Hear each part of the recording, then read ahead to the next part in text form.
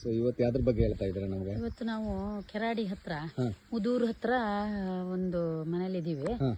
ನಮ್ಮ ರಿಲೇಷನ್ ಮನೆ. ಇದು ನೋಡಿ, ಇದು ಎಲೆ ಉರ್ಗ ಅಂತ. ಇದು ನೀವು ಸಾಧಾರಣ ರೋಡ್ ಸೈಡ್ ಇರುತ್ತೆ. ಈ ಎಲೆ ಇದೆಯಲ್ಲ, ಇದು ಆಂಟಿಬಯೋಟಿಕ್. ಸೊ ಯಾವ್ದಕ್ಕೆ ಉಪಯೋಗಿಸಬಹುದು ನಾವು? ಇದು ಚಟ್ನಿ, ತಂಬುಳಿ, ಸಾರು, ಬಾಣಂತಿಗೆ ಇದನ್ನ ತುಂಬಾ ಸಾರು ಮಾಡ್ಕೊಡ್ತಾರೆ.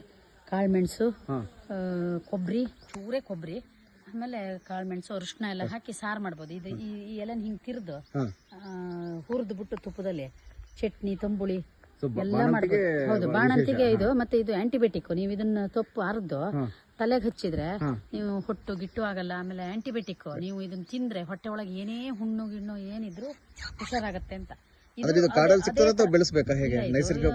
ನೈಸರ್ಗಿಕವಾಗಿ ಬಿದ್ದು ಹುಟ್ಟುತ್ತೆ. ಇದರಲ್ಲಿ ಹೂ ಆಗಿದೆ, ಇಲ್ಲಿ ಮೊಗ್ಗಾಗಿದೆ. ಇಲ್ಲಿ ಇದು ಚಗಟೆ ಅಂತ ಹೇಳ್ತೀವಿ. ಇದು ಅಣ್ಣ ತಮ್ಮ ಇದ್ದಂಗೆ. ಅಂದ್ರೆ ಇದು ನೋಡಿ, ಇದು ಇಲ್ಲಿ ಕೋಡ್ ಬಂದಿದೆ. ಈ ಕೋಡಲ್ಲಿ ಬೀಜ, ಮೆಂತ್ಯ ತರ ಬೀಜ ಬರುತ್ತೆ. ಇದರಿಂದನೇ ಇದು ಅಭಿವೃದ್ಧಿ ಆಗುತ್ತೆ. ಇದು ಅಷ್ಟೇ, ಇದು ಹಂಗೆ ಅದಾಗೆ ಬಿದ್ದು ಹುಟ್ಟುತ್ತೆ. ಇದು ಮಾತ್ರ ನೀವು ಭಾರಿ ಒಳ್ಳೆ.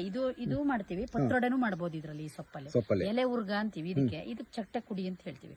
ಇವೆರಡು ಒಂಥರ ಅಣ್ಣ ತಮ್ಮ ಇದ್ದಂಗೆ. ಸ್ಮೆಲ್ಲು ಗಿಲ್ಲು ಎಲ್ಲ ಒಂದೇ ತರ, ಆದ್ರೆ ಇದು ಉದ್ದ ಇರುತ್ತೆ, ಇದು ರೌಂಡ್ ಇರುತ್ತೆ. ಇದಷ್ಟು ನೀವು ಪತ್ರೊಡೆನೂ ಮಾಡ್ಬೋದು. ಈ ಕೆಸಿನ ಎಲೆ ಪತ್ರೊಡೆ ಮಾಡ್ತೀವಲ್ಲ, ಅದೇ ತರ ಇದನ್ನು ಮಾಡ್ಬೋದು. ವಿಶೇಷವಾಗಿ ಬಾಣಂತಿಗೆ ಎಲೆ ಉರ್ಗ, ಬಾಣಂತಿಗೆ ಖಾರ ಸಾರು ಮಾಡ್ಕೊಡ್ತಾರೆ, ಚಟ್ನಿ ಮಾಡಾಕ್ತಾರೆ.